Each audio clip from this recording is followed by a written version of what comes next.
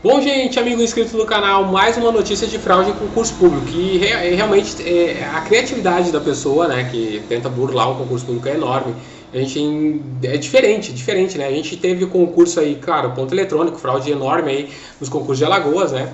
Que a gente falou aqui no canal, mas agora na Polícia Militar do Pará, no TAF, gente. Olha a notícia: concurso da PM do Pará, suspeitos presos ao tentar fraudar o TAF. O que eles fizeram? Olha, uma nova tentativa de fraude em seleção pública na área policial. Agora uma dupla foi presa tentando burlar o TAF, né?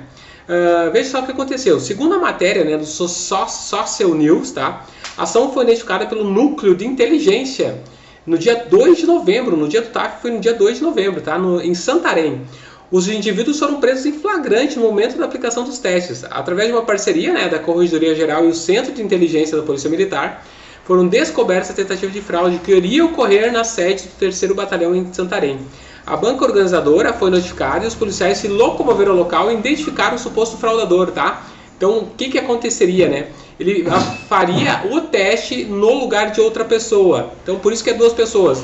Ele trocou de lugar e mandou o outro fazer o teste físico para passar, porque ele não conseguiria passar no teste. E daí a polícia de pronto fez pergunta básica, perguntou ao candidato falso qual o nome da sua mãe. O cara não sabia o nome da mãe, né, e não sabia responder o nome da mãe, e a avaliação dos documentos de identificação apresentado, né, no formulário de inscrição com o dele, então não bateu, e ele acabou confessando que foi fazer o TAF no lugar de outras pessoas que não teria condição de passar no teste físico. Olha só que situação, cara. Já imaginou tu fazer um TAF para outra pessoa, a pessoa perguntar qual que é o nome da tua mãe?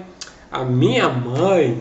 Bom, a minha mãe. Que você perguntou o nome de quem? Ah, da minha mãe? Pois é. Eu não me lembro. Aí não tem, né? O cara teve que revelar. Então, olha só que situação, gente. É isso que acontece, né? O pessoal, cara, fraudar TAF, gente. Agora, então, se você não consegue passar no TAF, você vai mandar um outro, né? É uma situação complicada e realmente eu acredito que possa acontecer, né?